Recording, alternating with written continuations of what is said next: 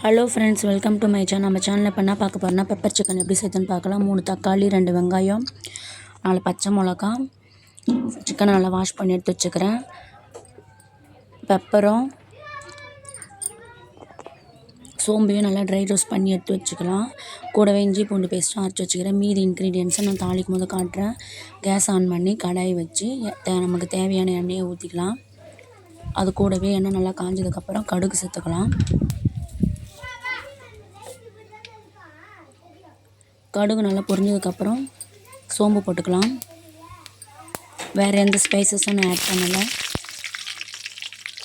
கூடவே 4 பச்சை மிளகாய் கொஞ்சம் நல்லா வதங்கினதுக்கப்புறம் வெங்காயமும் கருவேப்பிலையும் போட்டுக்கலாம்.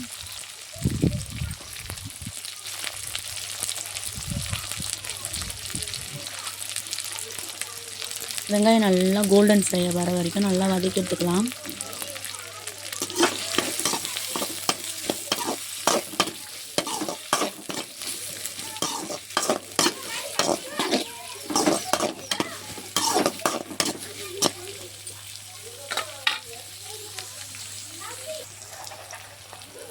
இன்னும் கொஞ்சம் நேரம் நல்லா வதங்கி எடுத்துக்கலாம்.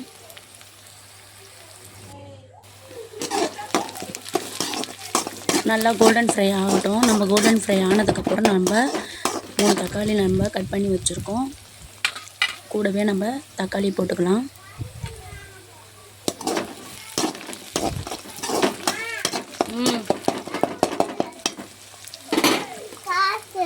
என்ன காசு?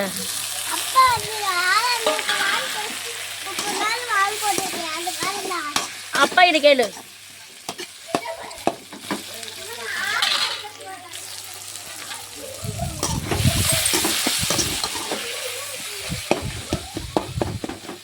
தக்காளி நல்லா மசிய வேகட்டும்.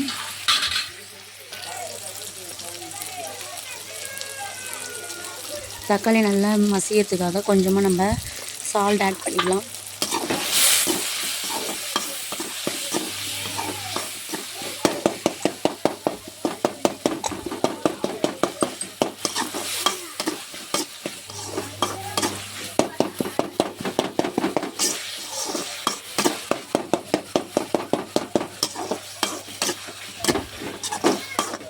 தக்காளி நல்லா குழையணும்.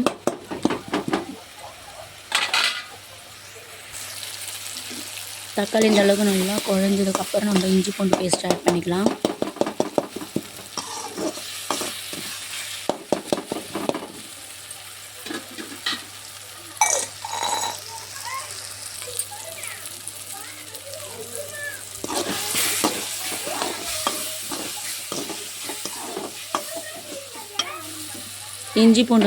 இஞ்சி பூண்டு வாசனை போகிற அளவுக்கு நல்லா வதக்கி எடுத்துக்கலாம்.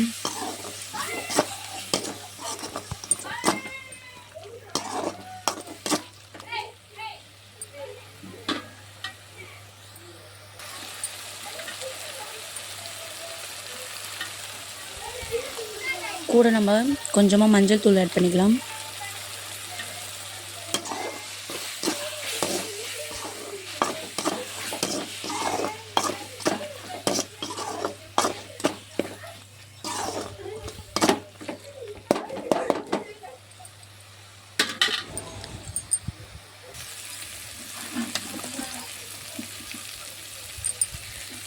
இஞ்சி பூண்டு நல்லா வாசனை வர அளவுக்கு வதக்கி எடுத்தாச்சு. இப்போ சிக்கன் ஆட் பண்ணிக்கலாம்.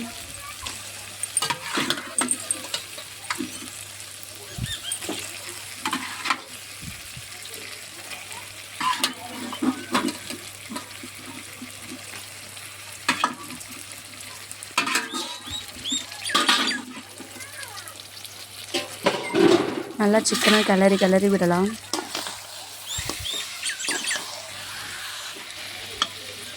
நல்லா வெங்காய தக்காளி ஃபுல்லாக அந்த சிக்கனில் வந்து நல்லா படுற அளவுக்கு நல்லா நம்ம பிரட்டி விட்டு எடுத்துக்கலாம். நல்லா இந்த மாதிரி சிக்கனில் இருக்கிற தண்ணி ஃபுல்லாக வெளியே வரட்டும். அந்த அளவுக்கு நல்லா வேகட்டும்.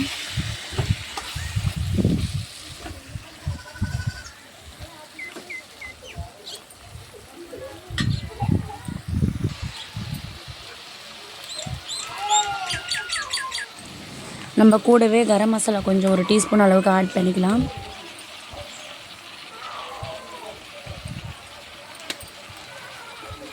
நல்லா பச்சை வாசனை போகிற அளவுக்கு நல்லா பெரட்டி விட்டுக்கலாம்.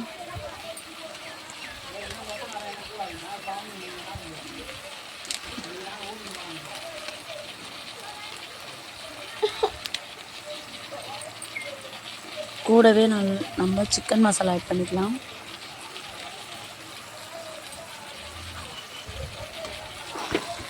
நல்லா கிளறி விட்டுக்கலாம்.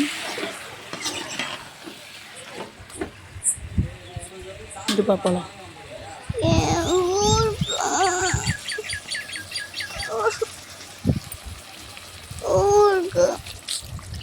நமக்கு தேவையான தண்ணி ஊற்றிப்போம்.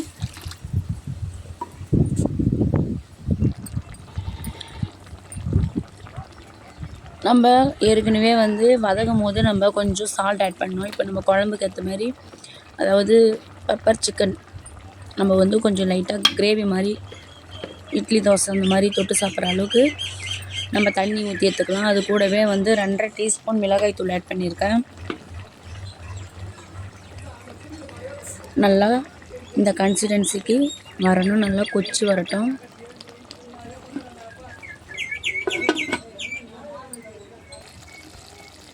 இப்போ பார்த்தீங்கன்னா தெரியும், நல்லா நமக்கு கூட்டி வச்சதுக்கும் அது சுருண்டி வந்ததுக்கும் பதம் தெரியும். நமக்கு பார்க்கும்போது தெரியுது. நான் பெப்பர் சிக்கனுக்கு வேறு எந்த ஒரு மசாலாவும் நான் ஆட் பண்ணல. பெப்பர் மட்டும் நிறைய எடுத்துக்கினேன். அதுக்கப்புறம் சோம்பு, அது ரெண்டுத்தையுமே நல்லா ட்ரை ரோஸ்ட் பண்ணி மிக்ஸி ஜாரில் போட்டு ஃபைன் பேஸ்ட்டாக அரைச்சி வச்சுருக்கேன். அது மட்டும்தான் லாஸ்ட்டாக நம்ம ஆட் பண்ண போகிறோம். தோசை ஊற்றி விடுங்க.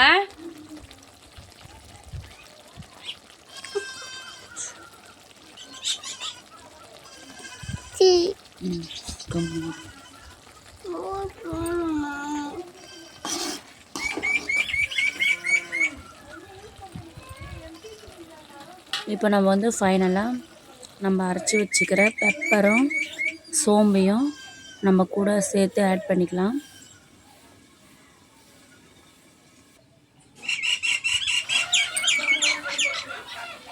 இந்த ஸ்டேஜில் நம்ம கேஸ் ஆஃப் பண்ணிக்கலாம். ஈஸியான முறையில் பெப்பர் சிக்கன் ரெடி ஆகிடுச்சு. பிடிச்சிருந்தால் லைக் பண்ணுங்கள், ஷேர் பண்ணுங்கள், மறக்காமல் கமெண்ட் பாக்ஸில் கமெண்ட் பண்ணுங்கள் ஃப்ரெண்ட்ஸ். எல்லோரும் ட்ரை பண்ணி பாருங்கள்.